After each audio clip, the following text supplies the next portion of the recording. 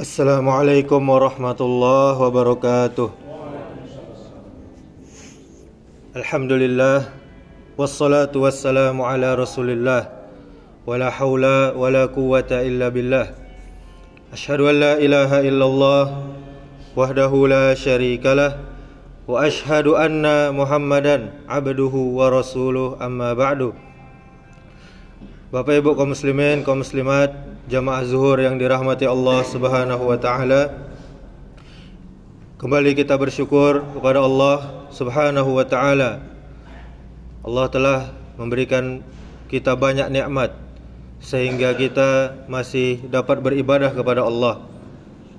Kemudian salawat serta salam semoga selalu tercurahkan kepada Nabi kita Muhammad sallallahu alaihi wasallam, dan juga kepada keluarga beliau, dan juga kepada para sahabat beliau, dan juga kepada orang-orang yang mengikuti sunnah-sunnah Nabi sampai hari kiamat kelak.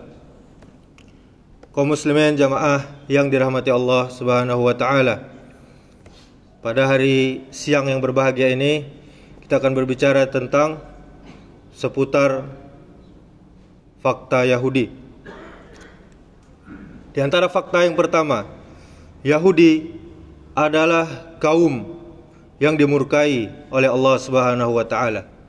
Allah Subhanahu wa taala berfirman di surah yang setiap harinya kita baca, Siratal ladzina an'amta 'alaihim ghairil maghdubi 'alaihim waladdallin, yaitu jalan orang-orang yang telah engkau beri nikmat kepada mereka. Ini maksudnya adalah para sahabat Nabi, dan bukan jalan mereka yang dimurkai. Di sini adalah Yahudi, dan bukan pula jalan mereka yang sesat, yaitu di sini adalah Nasrani. Surah Al-Fatihah ayat 7. Kemudian fakta yang kedua, Bapak Ibu sekalian, kitab suci Al-Qur'anul Karim mengajak ahli kitab Yahudi dan Nasrani agar berpegang kepada satu kalimat yang tidak ada perselisihan antara kami dan kamu. Ini surah Ali Imran ayat 64. Kemudian fakta tentang Yahudi yang ketiga, Yahudi diusir oleh Rasulullah sallallahu alaihi wasallam dari kota Madinah karena mereka berkhianat, mereka melanggar perjanjian. Kemudian fakta yang keempat, Yahudi mengatakan bahwa mereka adalah anak-anak Allah dan kekasih-kekasih Allah. Ini kedustaan, ini kebohongan yang besar atas nama Allah Subhanahu wa taala.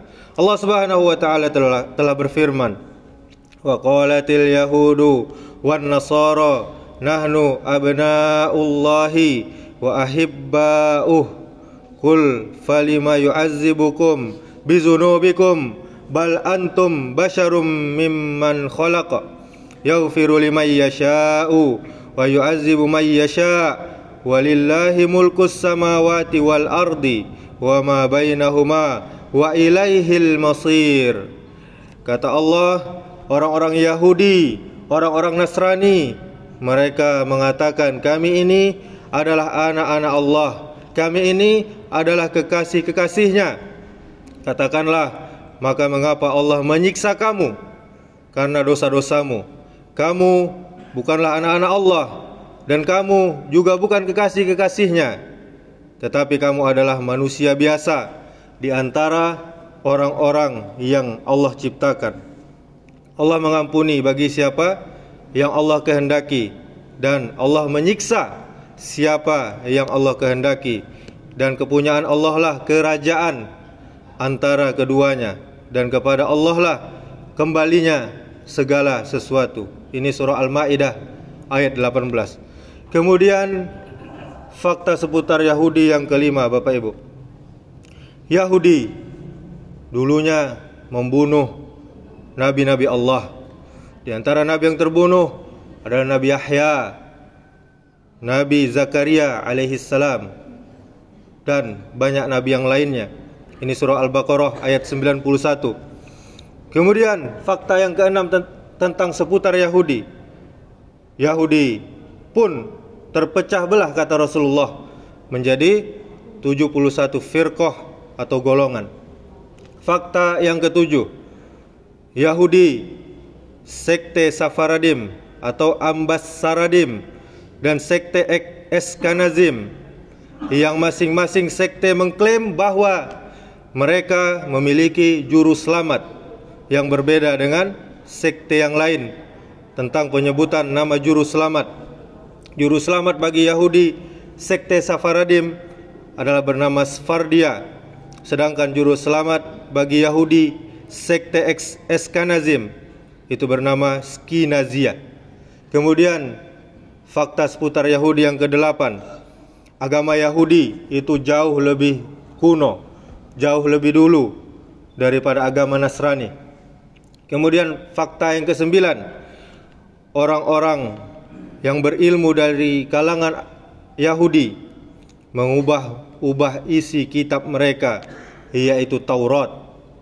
Ini bisa kita lihat di surah An-Nisa ayat 46, juga di surah Al-Maidah ayat 13. Kemudian Bapak Ibu, fakta yang ke-10, orang-orang Yahudi sebelumnya mereka telah menuduh Bunda Maryam, yaitu bundanya Nabi Isa. Apa mereka tuduh? Maryam telah melakukan perzinahan. Ini adalah tuduhan keji dan kedustaan dari mereka. Ini surah Maryam ayat 26 sampai 33 bisa kita lihat. Kemudian Bapak Ibu, fakta yang ke-11, orang-orang Yahudi telah membunuh Isa Al-Masih, Isa alaihi salam, seperti keyakinan orang Nasrani. Padahal yang mereka bunuh bukanlah Nabi Isa alaihi salam. Kemudian fakta yang ke-12, kaum muslimin nanti akan menumpas orang-orang Yahudi pada akhir zaman. Ini perkataan Rasulullah sallallahu alaihi wasallam di dalam Sahih Al-Bukhari nomor hadis 2926.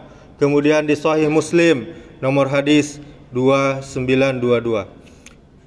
Bapak Ibu Saudaraku yang dirahmati Allah Subhanahu wa taala, maka dari itu janganlah kita meniru sifat Yahudi. Mereka ini dilaknat oleh Allah Subhanahu wa taala. Mereka dimurkai oleh Allah Subhanahu wa taala. Walaupun mereka cerdas, mereka tidak menggunakan kecerdasannya untuk tunduk kepada Allah Subhanahu wa taala, untuk tunduk kepada Rasul yang diutus kepada mereka. Mereka ini penjajah, mereka pembunuh para nabi, mereka pengkhianat. Semoga Allah Subhanahu wa taala menjauhkan kita dari sifat Yahudi, dan semoga Allah segera menimpakan kepada mereka azab yang sangat pedih. Subhanakallahumma wa bihamdika asyhadu an la ilaha illa anta astaghfiruka wa atubu ilaik. Wassalamualaikum warahmatullahi wabarakatuh.